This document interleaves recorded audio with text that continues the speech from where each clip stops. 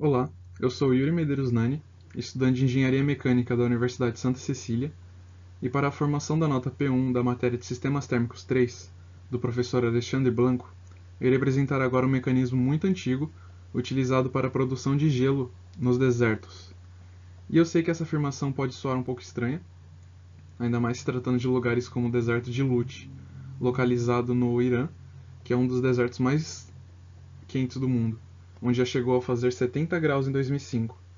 Porém, com o decorrer do trabalho, será esclarecido como é possível fazer gelo em um lugar tão seco e quente, utilizando o método Yakshal. Essa palavra, Yakshal, vem do persa e ela significa fossa de gelo, que nada mais é do que uma geladeira bem antiga. Essa estrutura foi desenvolvida por volta de 400 anos antes de Cristo, pelos próprios persas, pois eles estavam à procura de uma maneira de preservar seu alimento para que ele não estragasse tão rápido por causa do calor. Porém, essa técnica foi aperfeiçoada a ponto de conseguirem criar gelo no inverno com as temperaturas baixíssimas e armazená-lo no verão com as temperaturas altas, mesmo estando no deserto. E quando não era possível a criação de gelo, esse gelo, ou neve, era trazido das montanhas mais próximas em grandes quantidades. E esse gelo era armazenado para que pudesse ser utilizado mais tarde no verão. Os proprietários desses yakshal enchiam carroças de gelo e levavam para a cidade para que pudesse ser estocado carnes ou laticínios e até bebidas. Agora falando um pouco da estrutura de um yakshal, podemos considerá-lo um edifício, pois ele pode chegar até 16 metros de altura, ter um diâmetro de 12 e uma profundidade de 5 metros. Agora, dependendo da quantidade de gelo ou alimento a ser estocado, essas dimensões podem variar. O seu formato é cônico e apresenta pequenas aberturas na base, possibilitando a entrada do ar, e uma abertura no topo para que esse ar possa sair. Esse design específico faz com que o ar frio desça e o ar quente suba, criando assim uma constante troca de ar dentro da estrutura, que é muito importante. A base pode ter até 2,5 metros de espessura, enquanto o topo meio metro. Essa espessura é muito importante, porém será explicado mais à frente. O material utilizado para a construção é o saroji, que nada mais é do que uma mistura de areia, cal, argila, pelos de cabra, limão, clara de ovo e cinzas. Essa massa estranha foi considerada completamente impenetrável por água e possui uma condutividade térmica extremamente baixa, o que torna o mecanismo ainda mais eficiente. Esse mecanismo pode ser ligado a pequenas bacias de água com profundidades de até 50 centímetros, que congelam durante a noite para que esse gelo possa ser quebrado e armazenado no interior do yakshal. Essas bacias, citadas anteriormente, podem ser melhor visualizadas nessa figura da esquerda. Elas apresentam um comprimento grande, porém são estreitas e rasas, e ao lado delas são construídos muros com a intenção de criar uma sombra e abaixar a temperatura da água durante o dia, facilitando esse congelamento da água ao anoitecer. Essas bacias podem ser abastecidas manualmente com as águas de algum rio próximo, porém uma boa opção é ligar esse sistema a um KNAT, que é uma infraestrutura subterrânea capaz de recolher e armazenar a água da chuva e de aquíferos. A técnica se baseia na criação de um túnel com uma inclinação suficientemente grande para a água correr livremente até a base da montanha, e dali ser encaminhado para centros urbanos ou para essas bacias que eu já citei.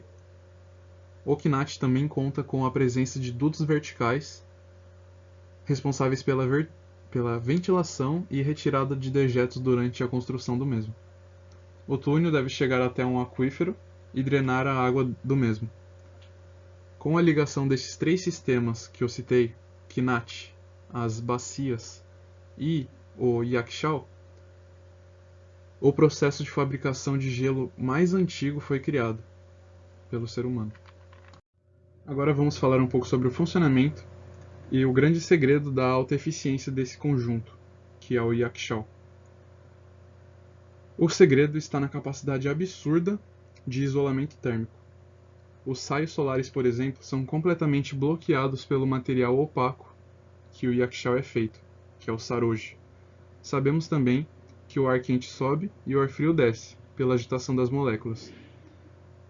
E o design do Yakshaw faz com que o ar entre pela abertura da base, o ar frio que está dentro dessa brisa desce para os cubos de gelo ou os alimentos, e o ar quente suba e saia pela abertura que tem no topo.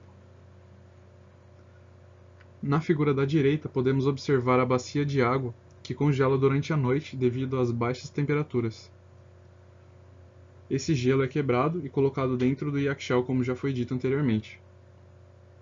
O calor que poderia eventualmente entrar no Yakshaw seria pelas paredes, pelo processo de condução. Porém, este é interrompido não só pelo material de baixa condutividade térmica, que é o saroji, mas também pela espessura do mesmo. Agora iremos entender o porquê da espessura da parede ser tão importante. De acordo com a lei da condução térmica, ou lei de Fourier, temos que o fluxo de calor sempre caminha do meio mais quente para o meio mais frio, o que nos faz acreditar que o fluxo de calor desse sistema sempre vai ser do ambiente exterior da cúpula para o interior. E também sabemos que quanto maior a espessura da parede a ser penetrada, mais difícil se torna este processo. Por isso é entendível que a parede possa chegar até 2,5 metros de espessura na base e meio metro no topo.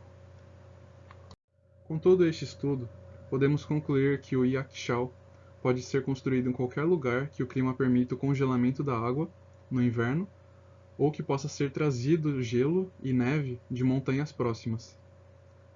Porém, quando paramos para pensar que este mecanismo já era utilizado 4 anos antes de Cristo, entendemos o quão impressionante ele é. Se eu pudesse fazer uma melhoria neste processo tão antigo, em vez de usar uma espessura tão grande da parede do Yakshaw, eu faria semelhante a uma garrafa térmica, como podemos ver na figura da direita.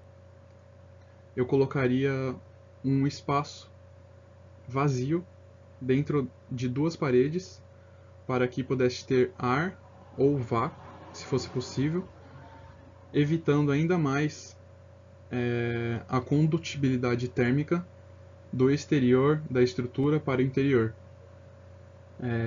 Porém, quando paramos para pensar que era uma época onde não existiam geladeiras ou freezers, um mecanismo como este, o Yakshaw, é extremamente vantajoso para a população ou para qualquer um que desejasse manter mantimentos para o verão e não deixar eles estragarem.